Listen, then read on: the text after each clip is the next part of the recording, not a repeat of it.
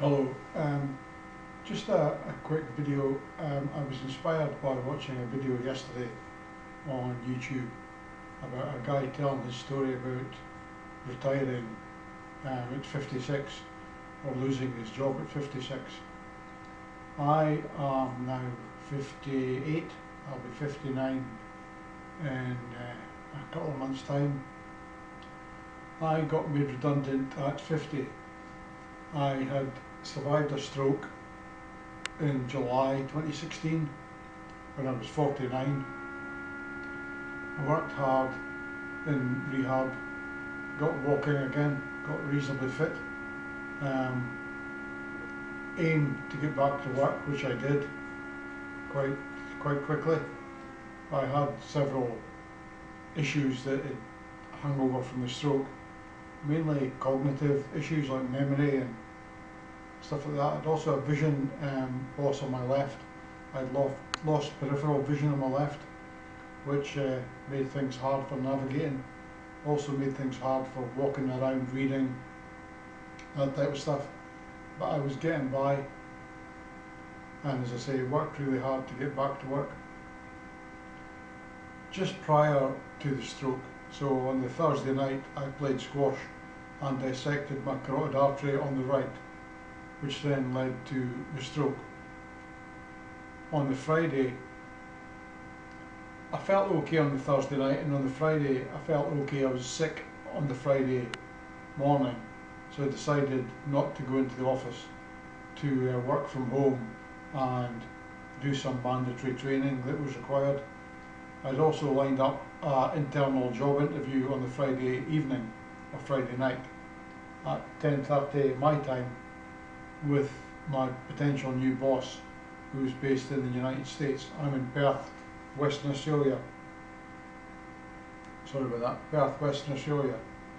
So to fit the time zones, it was 10:30 PM my time. So I knew who was leaving the role that I was applying for. I'd met him at a conference, so I'd arranged a call with the guy in India on the Friday lunchtime. So as I say, I was sick on the Friday morning, decided to work from home, did the mandatory training, passed that, so I wasn't too dumb, I suppose. Memory at that stage wasn't too bad. Had quite a good call with the guy. Ready for the call in the evening at 10:30. I was sick again early evening after the kids got home from school. It just went down to a bug or something. Got ready for the call at 10:30 in the house upstairs, away from the kids' bedrooms, which were all downstairs. I had a problem dialing the conference call number on my phone, so my wife had to help me with that. But finally got onto the call with the guy. Had a very good interview. I felt it went really well on the Friday night. So I went to bed thinking, oh, I've got this new job in a global team, which will involve managing a team of guys in India, but also working with teams across the globe, not only here in Australia, but also in Europe and in the States. I went to bed thinking I did really well, did the best I could, and had this potentially new job heading my way. Then on the Saturday morning, my wife noticed a facial droop, typical of a stroke, called the ambulance, and I was rushed to hospital with a stroke. That was the Saturday morning. On the Sunday, I was due to fly out to a team meeting over in Sydney, a team building away day thing for a few days up in the Blue Mountains. Obviously I couldn't go to that. A friend of mine from work realised that I heard I was in hospital and managed to cancel all the flights and stuff for that. I was in hospital for quite a long time, several months. I got out just a couple of weeks before my 50th birthday in December, so July right through December I was in hospital. After I got out of hospital, I did several weeks of rehabilitation, both physical therapy and occupational therapy at home and as an outpatient back at the rehab hospital I was in. So I was still off work for a few weeks after that, so it was early in the new year before I actually made it back into the office. But things were going really well. I was meeting my targets still, working on various projects, travelling. I'd been up in Singapore presenting at a workshop conference up there, and that went pretty well. I'd held and managed several meetings in Perth, visited a client's site to present and discuss a project, flew up to a mine site up in the Pilbara region of northern Western Australia, did a day's, I suppose, analysis and watching observation of how they manage their processes, and with that another colleague, and we wrote a combined report on what we'd found and how the software, SAP software, who work for SAP, how their software could help them, with a view to sell them more licenses of specific modules, which was my role. So that went pretty well. We had quite good feedback from that, although we didn't manage to sell them any more licenses. So at the end of the day, it didn't really meet the planned resolution that we hoped for. But the client was welcome for the findings and gave them some ideas to look into things. So as I said, I visited a mine site, which several of my other colleagues hadn't. It was a big tick in the box for me. I'd written the report, which was well received by the client. I'd presented and attended various things. I'd also travelled over to the East Coast, over to Brisbane, to present at a conference over on the Gold Coast, which I'd been to previous years before. So presented at that, again, feedback from that was quite good. So I was travelling internationally and within Australia quite a bit. I had went over to a team meeting in Sydney, and on the way back it was quite a late flight getting back into Perth, and that night during my sleep I had a seizure. They think it was due to both a mixture of fatigue and dehydration with the flight in the late night.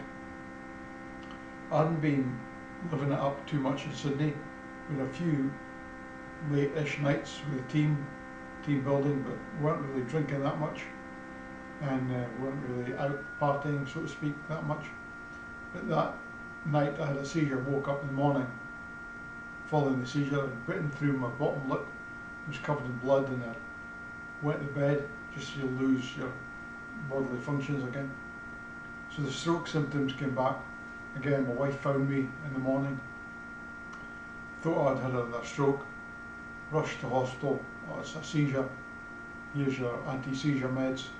But that meant I was in hospital again for another week or so, recovering from the seizure.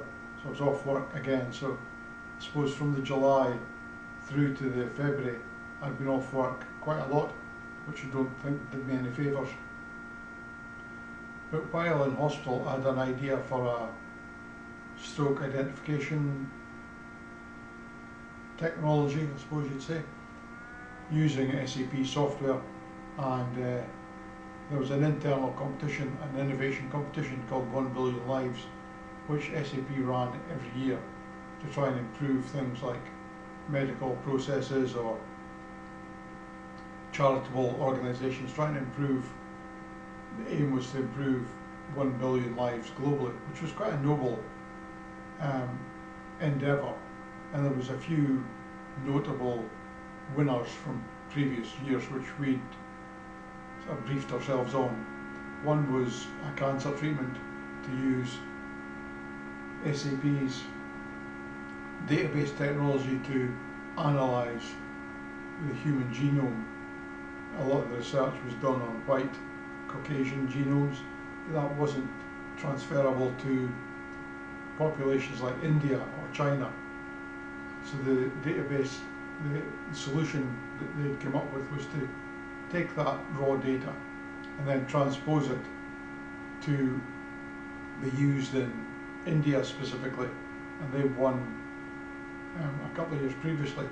So that was the kind of area that they looked to go for, and aiming at a target market like India, China, where you've got a massive population, it's going to grow those numbers. So I had an idea for stroke identification, which I'd written a white paper on and submitted and presented it in Singapore at the regional competition, and won the Asia Pacific Japan region leg, which was great for us. And the plan there was to, once you'd won the regional, was to go to the global finals. So I suppose I'd increased my profile in Australia and in the region quite well following that, and was preparing to go to the global finals in Potsdam in Germany, near SAP HQ. Then I was having one-to-one weekly meetings with my team leader, who was based in Sydney, just to see how it was going, because I was still sort of transitioning back into the role I'd previously done for 7 years. I felt things were going well. I wasn't spending that much time on the 1 billion lives idea, but I think the perception was that I was spending more time on that than I was doing my day job, so to speak, of trying to sell software or trying to support software sales. But realistically that wasn't the case. I was still actively working on several sales opportunities across Australia. So as I say, I thought things were going really well. Then one day, I think it was a Thursday, I had a regular weekly call with my boss, and the night before I checked my diary of what I was doing the next day and noticed that he'd booked a meeting room in the Perth office. Typically I did this from a phone at my desk, because it was just a half-hour call, basically, how's it going? Yeah, good. I'm working on this, that and the other. This is what's coming. This is what's closed off from my point of view, that type of stuff. So I had this regular one-to-one meeting with my team leader at my desk. He booked a meeting room for the next day, which did strike me as a bit unusual, but I thought, well, it was coming up to pay increase time of year, so maybe he wanted to discuss some financials, which wouldn't be appropriate to discuss in my desk at an open plan office. So that was my thinking.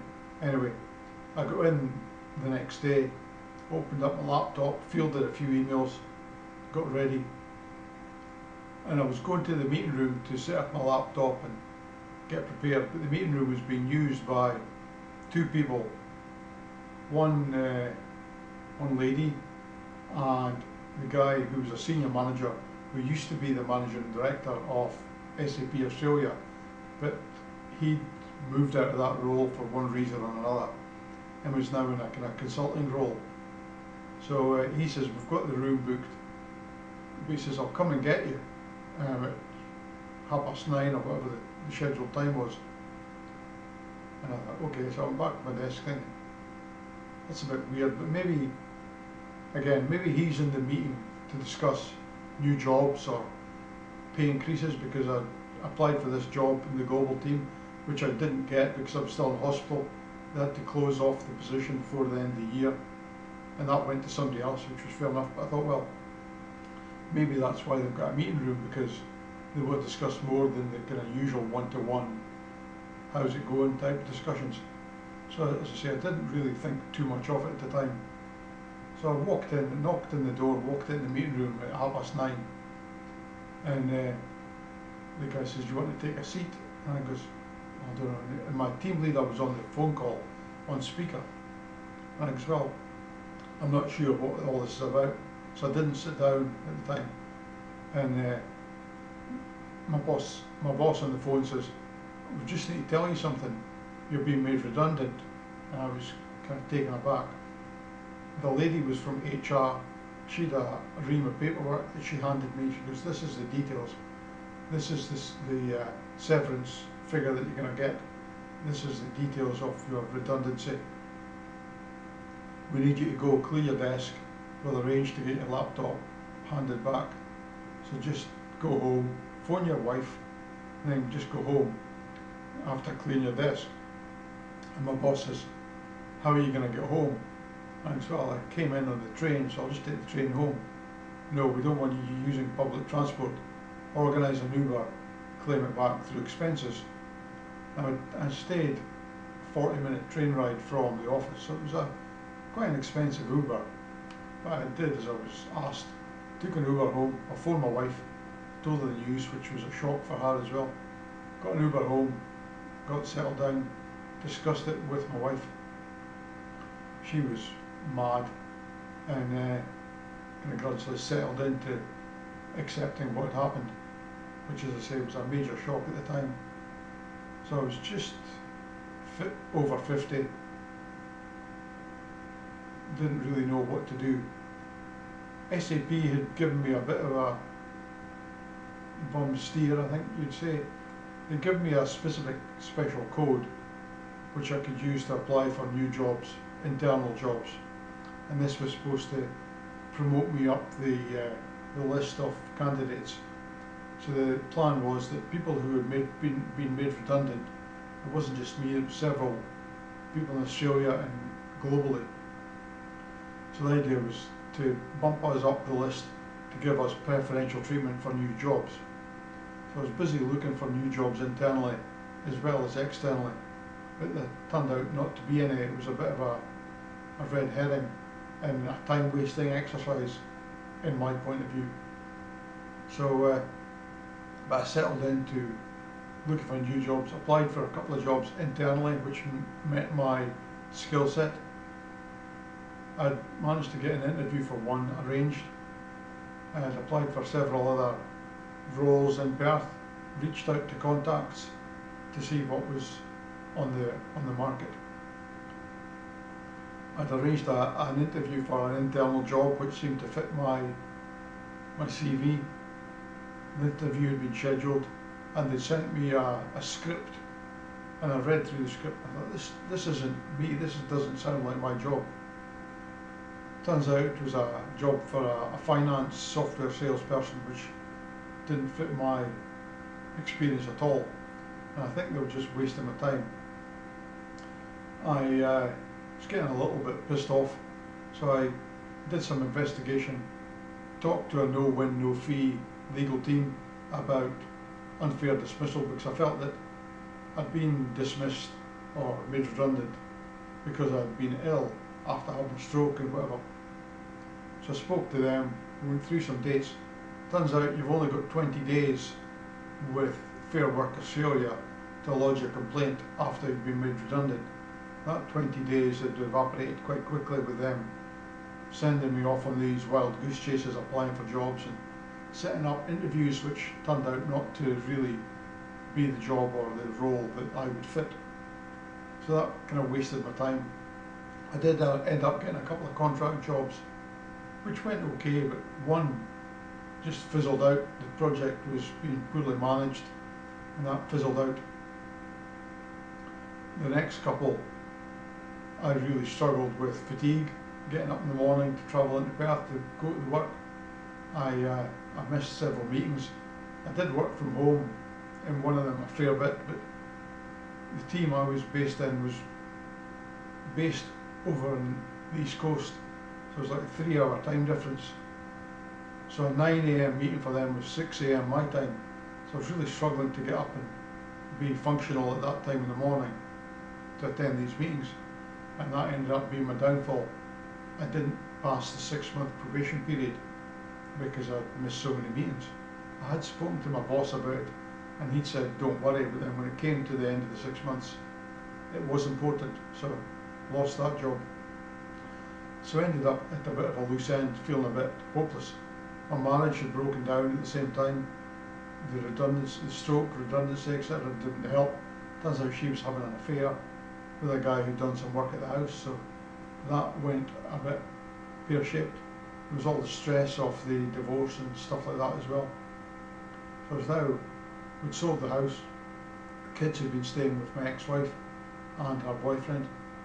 I was on my own in a flat, a rented flat. Felt at a kind of really low ebb. spoke to my GP about it, my doctor, and he goes, well, you've had quite a lot of hassles in your life with stress and stroke and one thing and another. You've got insurance through your superannuation, basically the Australian pension fund. You've got insurance through that for income protection. I'll help you submit an income protection claim form. I'll back you up on that. So he did. I went through a no-win, no-fee legal system here in Perth. I would highly recommend anybody that's thinking of doing this does it that way, because the amount of paperwork you need to fill in makes it onerous and restrictive to do. It's basically too difficult to do on your own. You need to find somebody that knows the process, has done it before. So they help me. Obviously they take a cut of any money you get, but it's better having 80% of something than 100% of nothing, was my view. So anyway, that got approved. I got approved for income protection, which pays 80% of my previous salary. So it pays 80% of my SAP salary monthly, which was quite a considerable salary at the time. I just recently had a pay rise. As I say, was waiting for the new pay rise discussions to happen, which obviously never did in my case. So I was quite happy I was still going to be okay getting a good salary equivalent until I was 65. I'd also got a TPD, a total permanent disability payment, because my vision had been impacted, and they said that was unlikely to improve, and the overall brain injury that I'd sustained through the stroke and the seizures, I was now going to be epileptic for life, on medication for the rest of my life for the epilepsy, and the brain injury was going to be permanent. I'd still have cognitive issues moving forward. They didn't think the vision was going to improve. So again, my doctor backed me up and helped me fill in the forms for the TPD payment. So again, that got approved, and that money went into my superannuation fund. My previous superannuation balance had gone to my ex-wife as part of the divorce settlement. Still had some pension funds in the UK, which is going to be helpful moving forwards. And my pension fund now here is going to be okay when I do eventually hit 65 and retire. I suppose the bit I wanted to get to was, if something like this happens to you, look at any avenues for income, whether that's consulting from home. If you've got any insurances, it might not be through illness or injury, so the income protection might not be applicable, but equally it might be if you've been made redundant or lost your job through not your own fault, or you haven't voluntarily left, it still might apply. So check out those avenues. The settlement fee that I got from my employer wasn't really that much. It went quite quickly. I guess I'm still married at the time, so that money just went into the family pot and just disappeared. I haven't really went back and did a forensic accounting exercise to see what was spent on, but it went quite quickly. My wife was busy, my ex-wife was busy planning her escape, so to speak, from the marriage and feathering up her new nest. So that money went quite quickly. But to get back to my point, if you lose your job through any circumstances, just have a step back and look at the avenues that are open to you. You might not be able to go into another job, you might not find another job, but there may be avenues that you haven't thought of or explored. In my case, it was income protection, which has helped me out, and now I'm effectively semi-retired. I'm not taking any pension money, but I'm taking income protection from the insurance that's linked to that fund until I'm 65, and then that money will kick in. I've still to finish off the tax situation, tax implications, because I did take some money out of that income, the TPD payout, to basically live on before the income protection kicked in. So I've still got some tax to pay for that. of, say, when I'm 65, I'll be tax exempt and I'll be able to draw down on that money. But not stupidly, because I needed the money at the time, I took money out without really, I knew I'd be liable for tax on it, but I didn't really have an option at the time, so I still need to sort out the tax implications. I'd also had to take out some of that money to pay my wife, in addition to the superannuation fund, the money that was there already beforehand, before the stroke, which my wife got all of. I'd also pay her 10% of the TPD payment, so I had to take money out to them pass to her superannuation fund, which again they've added tax on for me, my tax liability. So I still need to sort the tax out. So again, if you got made redundant, even if you have got money sitting in your pension or superannuation fund, if you're not 65 yet and you're not tax exempt, just bear that in mind. Don't just do what I did, withdraw money without really considering the financial implications. I never really took any financial advice beforehand, which was probably a mistake on my point. So as I say, look at the options, see what works in your case, and then take it from there. As I say, I'm now semi-retired, not working. Part of the implications of the income protection is that I'm not allowed to work, or I declare every 3 months that I can't work because of vision issue, my cognitive issue, memory, fatigue. There's a whole list of issues that I am listing, and my doctor is backing me up on those, that makes it difficult for me to find employment the same as I did prior to the stroke or injury, whatever it happens to be. So as I say, just look at various options, and also lean on your network. People that you used to work with, reach out to them to see if there's any opportunities. Depends how you get on with those, but I'd kept quite good relationships with previous colleagues, previous employers, so I was able to reach out to that network and find out new jobs, new contract opportunities. So as I say, I'm semi-retired, not really doing too much. I'm starting to do a little bit of YouTube work with the Stroke Foundation, doing some stroke articles, playing about with things like AI, taking stroke articles from news websites, turning those into AI generated videos to post up on this channel to help other stroke survivors. It's easier for me to listen and watch a YouTube channel and watch a YouTube video on something than it is to read a news article of several pages. So I thought that'll help me learn more about stroke and stroke recovery and rehabilitation. Rather than read an article, I'll make a video for my own consumption, but also hopefully to help others.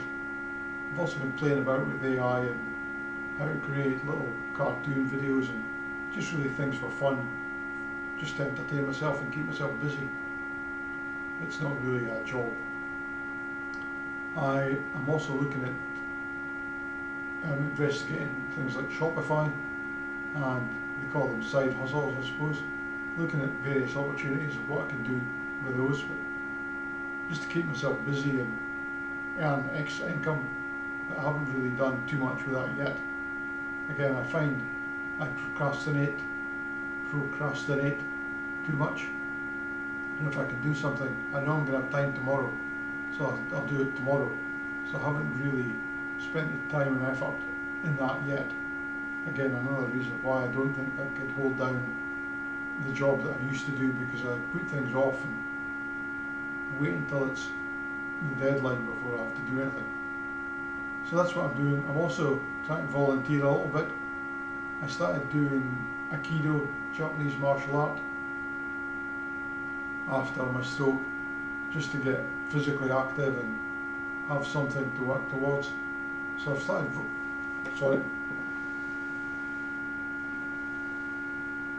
excuse me, my earphones and microphone keep falling out. I've started to volunteer in coaching kids at that school once a week.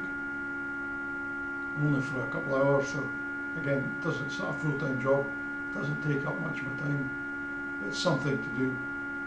I've also volunteered for a caddy at a blind golf association. So again, with my vision loss, I thought I wouldn't be able to do anything that I used to do.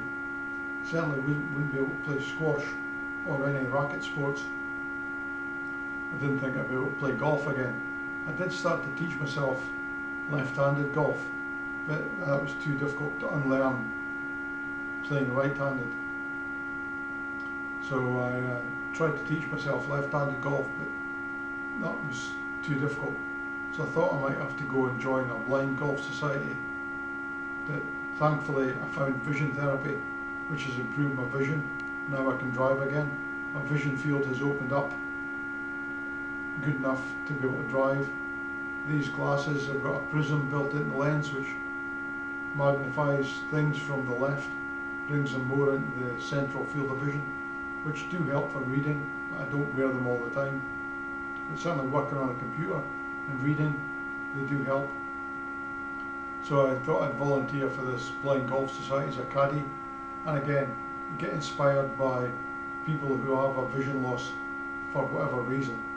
Some due to brain injury, like myself, others that have got a congenitive eye disorder or have some sort of accident, some are born blind.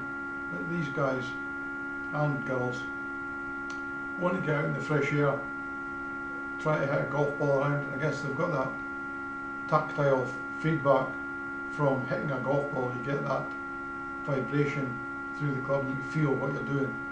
So they really enjoy it. I'm happy to help out and walk around 9 holes with these guys, caddying, pulling their bag, lining them up, telling them how to hit a putt, that type of stuff.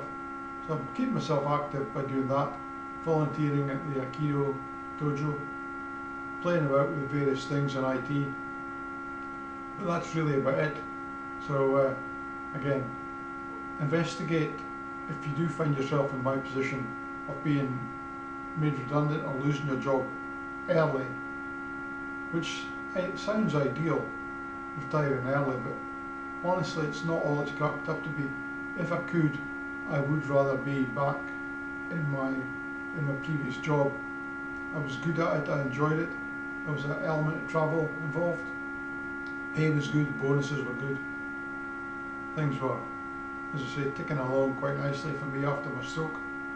Really enjoyed it before the stroke, was back enjoying it afterwards. Then redundancy hit.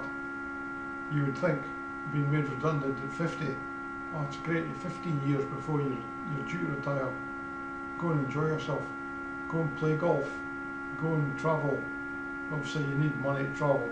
I've got all the time in the world now, but I have travelled a little bit, but I need to travel more.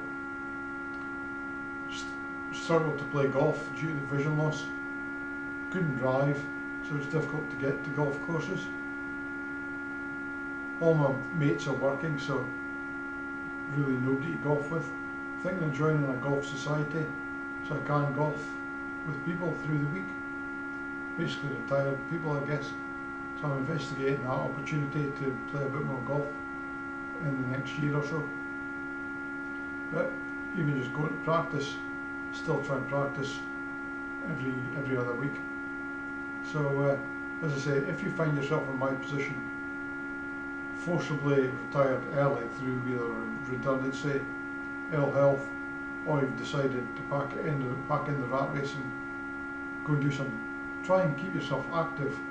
Find something, maybe not something you're absolutely passionate about, but something you enjoy doing, whether that's volunteering, playing about with things like side hustles, making YouTube videos, going for walks, travelling. Just get out there and do it. Financially, you might be okay, you might have enough savings, or you might have access to some other income, but explore the opportunities, explore the possibilities that you've got. Many people have got insurances that they are not fully aware of. In my example, I had 2 income protection policies that I wasn't aware of. I'd ticked the box when applying for the superannuation to tick the income protection just in case anything happened. With a family of 3 kids, we wanted to have that safety net, so I'm really glad I did.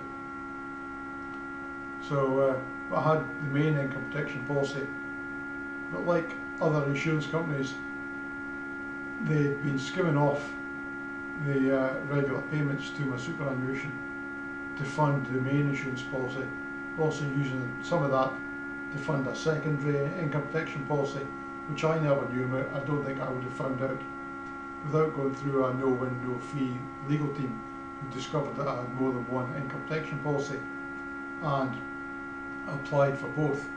So the combination of both of those gives me a relatively healthy income now. So I'm managing to save, managing to live, keep myself, managed to buy a car, managed to rent a place. I've moved in with a new partner, so we're renting together now. I'm managing to pay my rent, pay my expenses, put petrol in the car, pay for insurances, pay for child support for the kids who are now all over 18. So that will stop soon, so that'll give me a bit more money to save. So again, look at opportunities, investigate side hustles, find some interests and go and explore those. On a final warning, I suppose, to finish this off, I did get scammed.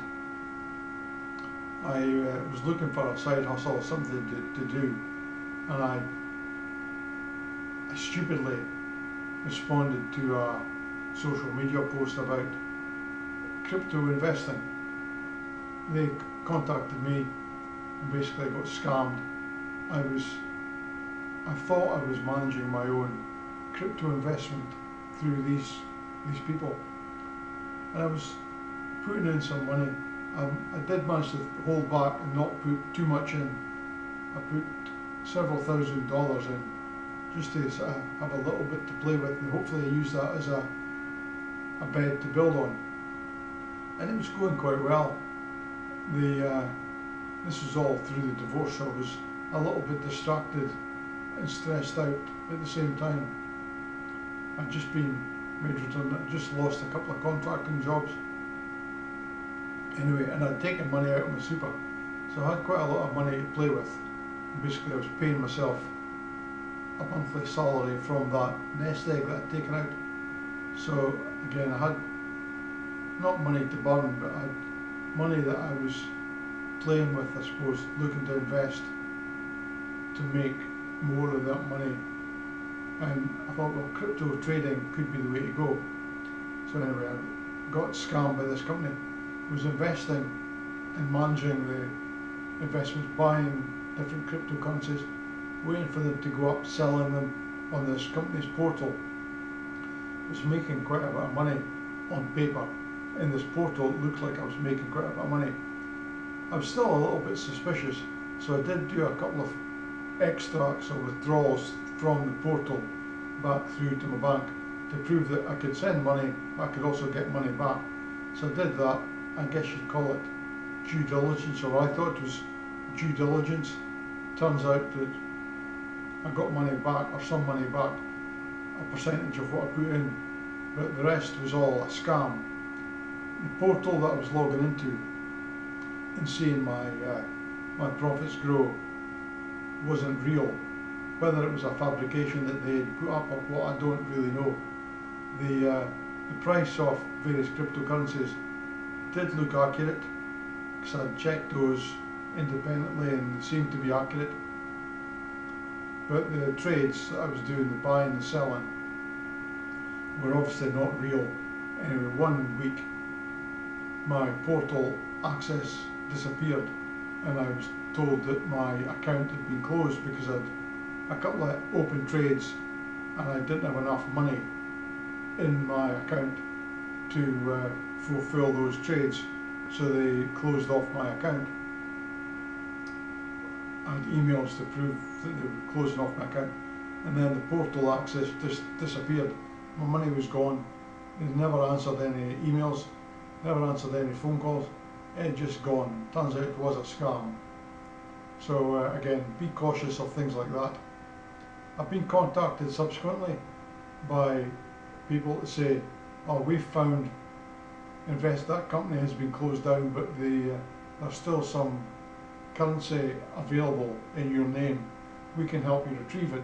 Again, it's a considerable amount of money, potentially, but again, I'm a bit suspicious that contacting these people, they're going to, well, they have asked me to deposit $1,000 in a Binance account to prove the connectivity from my account to Binance, and then so they can then put money back into my wallet that I can then take out. But I'm a bit suspicious, so I've not really pursued that. I don't think I will. I don't have money to burn on that, and I'm not going to get burned again. So again, if you're in my position, don't get scammed. Be cautious. Do due diligence.